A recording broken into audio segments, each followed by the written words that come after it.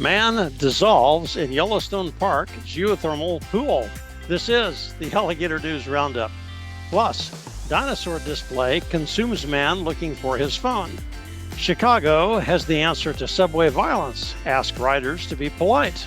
And Britain honors Burka-Clad woman for outstanding work in empowering women. Here we go. Number 4. The Mirror. Man's last moments filmed as he dissolved in acid, leaving just shoes and wallet. Is it such a crime to merely find a place to soak your feet? Whether criminal or not, there is apparently a penalty at Yellowstone National Park. A 21-year-old man and his sister visited the geysers last week. They stayed on the park-provided boardwalks until they didn't. The waters seemed too hot and the pools too inaccessible for their purposes. Ignoring the overlarge signage ordering sightseers to stay on the path, signs are everywhere, they left the safety of the boardwalk and drifted across ground dotted by smaller yet still sizable pools. A place to sit quietly, remove the shoes, and let the feet soak was all they really wanted. The young man, whom I shall not name here out of respect for the dead, stepped close to a likely-looking puddle and dipped his finger to check the temp. Something went wrong. He slipped and fell in. The water was later measured at 100 degrees centigrade, which, as I recall, is boiling point. Here in the flatlands, that would be 212 degrees Fahrenheit, and AI tells me water boils around 199 at Yellowstone. Either way, it sounds too hot for a finger-in-the-soup test. Unfortunately, when the young man fell into the pool, maybe the involuntary jerk of the finger in boiling liquid pulled him in, he floated, or maybe bubbled, far enough from shore that he could not be easily recovered. Park rangers showed up and were unsuccessful in bringing him back to solid ground. The man's sister, in a move that would make anyone swear off everything electronic forever, captured the entire sequence on her smartphone. Not exactly home movie footage. The body sank, and the park rangers departed, thinking to recover the young explorer's remains the following day when they could bring suitable equipment. However, in one more cruel twist to demonstrate just how serious nature can be, the next morning they found only his wallet and his shoes. There was nothing left of the body. Nothing. They concluded the high temps and acidic makeup of the Yellowstone water had completely dissolved him, clothing and all. Yeesh. Number 3. Dagins.com. Missing man found dead inside dinosaur after horror accident. Near Barcelona, a 39-year-old man visiting a city named Santa Coloma de Gramenet managed to drop his cell phone in an unlikely place. Posed as an advertisement in front of a decommissioned theater building was a papier-mâché statue of a dinosaur, specifically a Stegosaurus. Apparently, the steg had a hole in his leg, and the cell phone managed to lose itself inside. Now, I can appreciate the catastrophic nature of such a loss. If I lost mine, I wouldn't even know who to call, which is an enigma I will have to think about. The cell phone owner did the manly thing and went in after it. The went in part required tearing away additional fragments of papier-mâché and then maneuvering his body into the structure. Gravity always having a vote, the phone had obviously run downhill once inside the steg's appendage. The man followed until he was virtually upside down inside the leg. Now, how he climbed up to a place where he could descend head first and then get stuck is not covered in the article. The preacher of Ecclesiastes warned about things like this. Woe to him that is alone when he falleth, for he hath not another to help him up. Passers-by, a few days later, noticed an unpleasant stench coming from the prehistoric statue and alerted authorities, which, in a way, was also foretold in the scripture.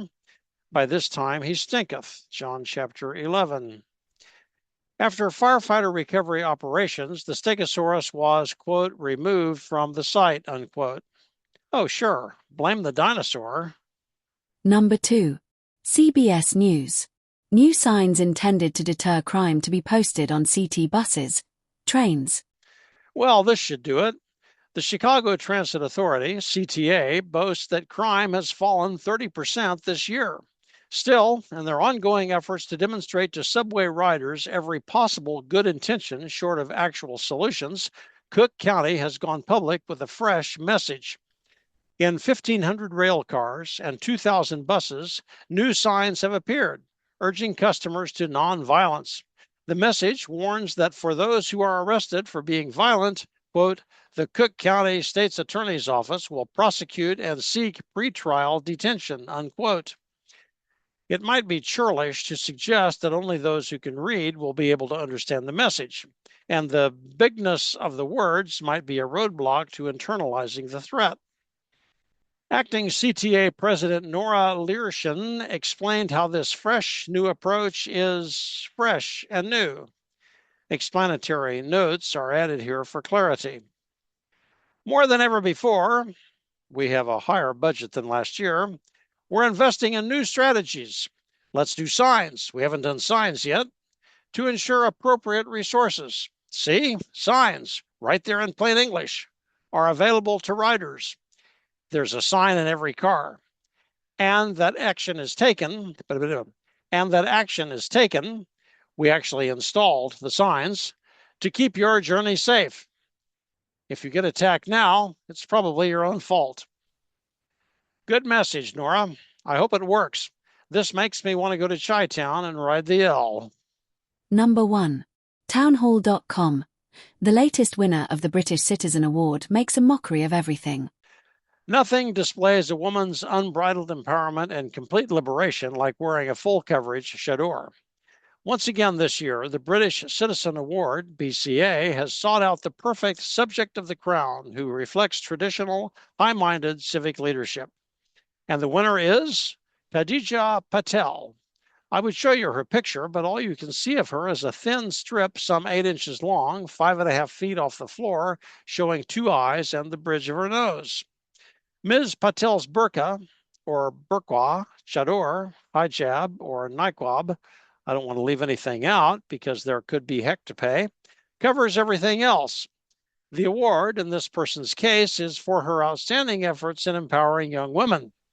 The empowerment, according to this article, clearly means taking bold steps to embody subjugation to a male-dominated culture that insists on full-body coverage, denies education, prohibits working for pay, forbids doctor visits because only men can be doctors and women are not to visit a male doctor, and treats rape the same as adultery, for which the penalty is death by public stoning.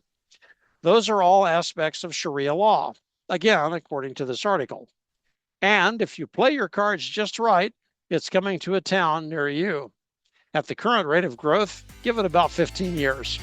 In the meantime, let's find more people just like this whom we can publicly lionize as symbols of our future.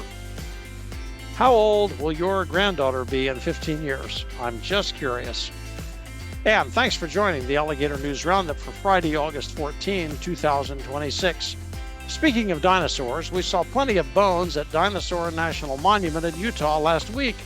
No better dinosaur docent could be found than retired geologist Tom, who graciously spent the week with us explaining the skeletons.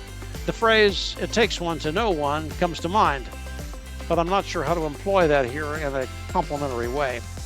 But seriously, thank you, Tom and Nancy, for making us feel right at home among the dinosaurs. Have a good weekend. Thanks for joining us this week. The Alligator News Roundup is where you can find news and commentary you are unlikely to get anywhere else. Send us along to a friend.